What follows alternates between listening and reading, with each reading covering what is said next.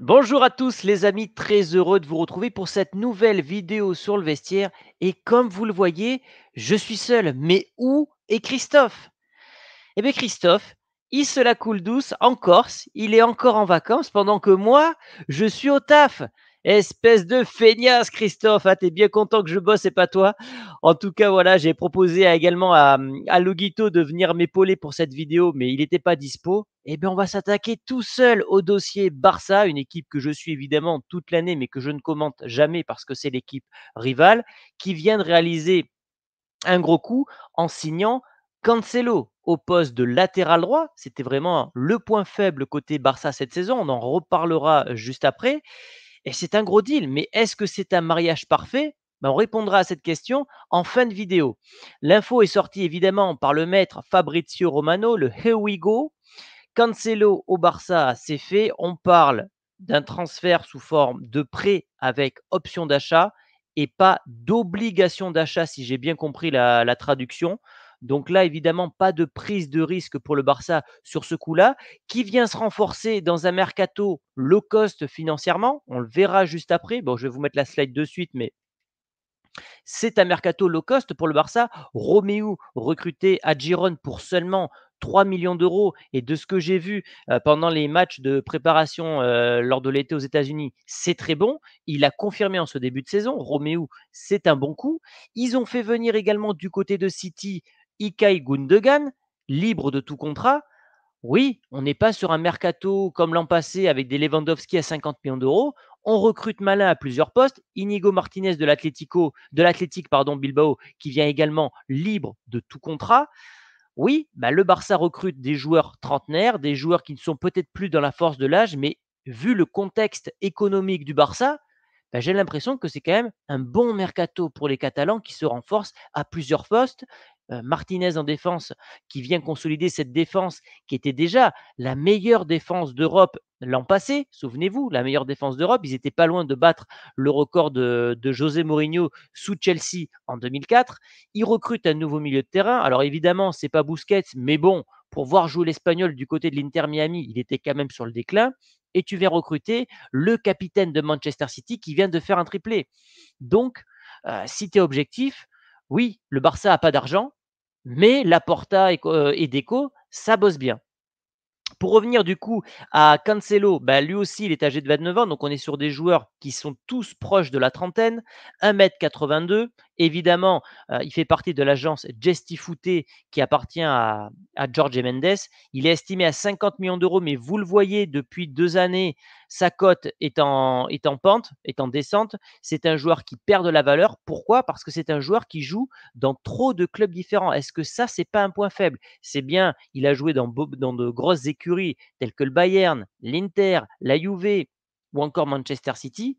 Mais mis à part les Citizens, c'est pas un joueur qui arrive à trouver une certaine stabilité dans ses clubs. Est-ce que ça traduit donc ici un joueur qui n'est pas apte à avoir de la régularité à très haut niveau sur plusieurs saisons? Ou est-ce que c'est un problème de caractère? Notamment, on l'a vu avec Pep Guardiola, les deux hommes en sont venus presque aux mains parce que Cancelo en avait marre d'être remplaçant. Donc ça, c'est peut-être une des limites du joueur. Toujours est-il que vous le voyez sur le visuel de gauche, c'est un joueur qui peut dépanner absolument partout.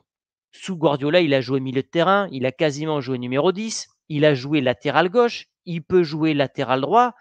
Quand tu as un joueur comme ça, couteau suisse, aussi important offensivement, notamment avec sa qualité de centre, ça reste un renfort de poids. Et je vais vous le dire en toute objectivité, si le Real s'était aligné sur lui, j'aurais parlé d'un gros coup. Donc, même si je suis fan de Madrid, je ne peux pas dire que c'est une erreur de casting parce qu'il signe du côté du Barça. C'est un gros coup. C'est un joueur qui, certes, n'arrive pas à se poser dans la durée avec un club. C'est un joueur qui a du caractère, mais ça, je trouve que c'est aussi un point fort, un joueur qui a du caractère.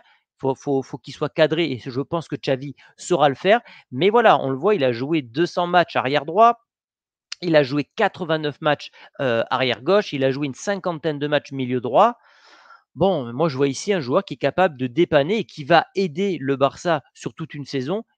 Et les Catalans verront si ça vaut le coup d'acheter le joueur en fin de saison ou pas, selon la valeur de la clause. Je n'ai pas la valeur, mais je pense que ça sera une valeur estimée entre 30 et 50 millions d'euros. mais comme je le dis, comme je le répète, ça reste un très gros coup pour le Barça, qui va donc aligner une défense qui sera surnommée la BAC. J'en ai parlé d'ailleurs sur TikTok. La BAC, pourquoi?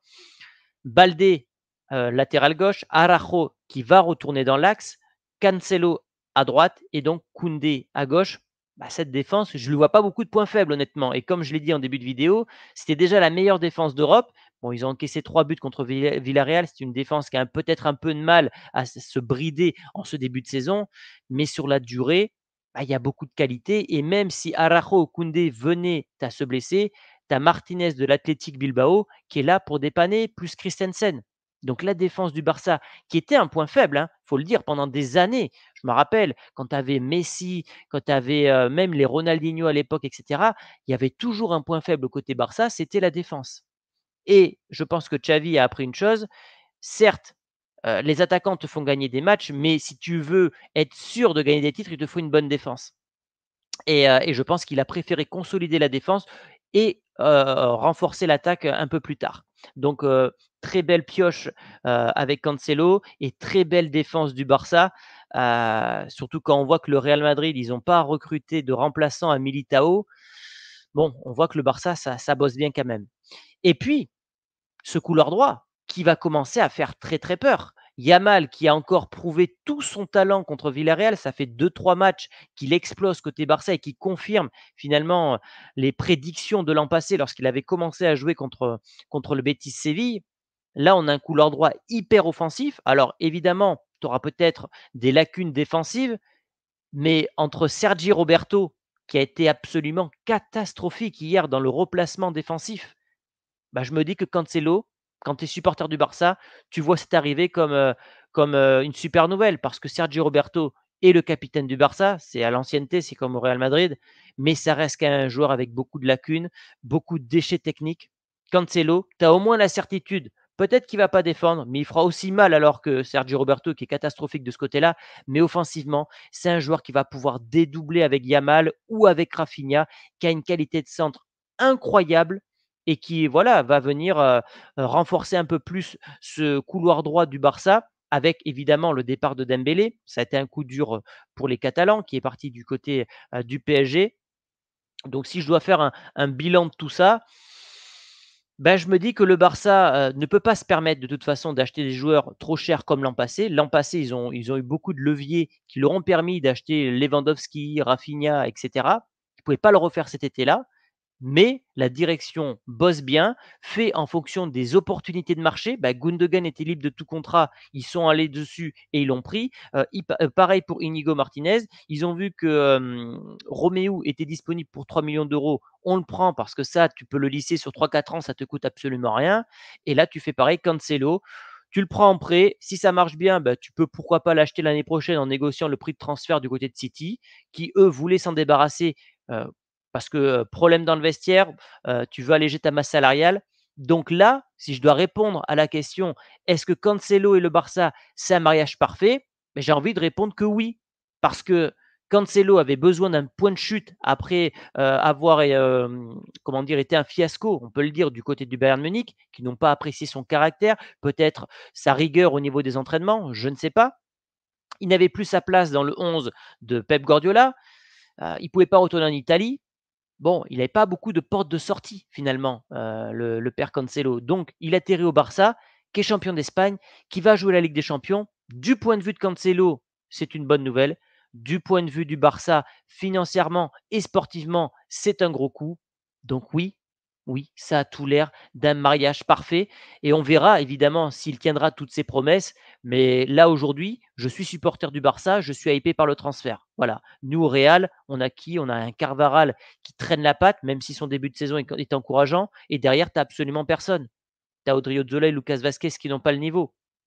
Et Cancelo, il était disponible depuis janvier 2023, quand il a signé du côté du Bayern. Donc ouais, un peu déçu que le Real ne soit pas allé dessus, mais encore une fois, c'est le jeu du mercato. Je pense qu'en fait, le Real ne veut plus faire revenir, en fait, ça parle de là, Jorge Mendes. Jorge Mendes qui est en froid avec la direction du Real Madrid parce qu'à un moment, il avait pris trop de pouvoir.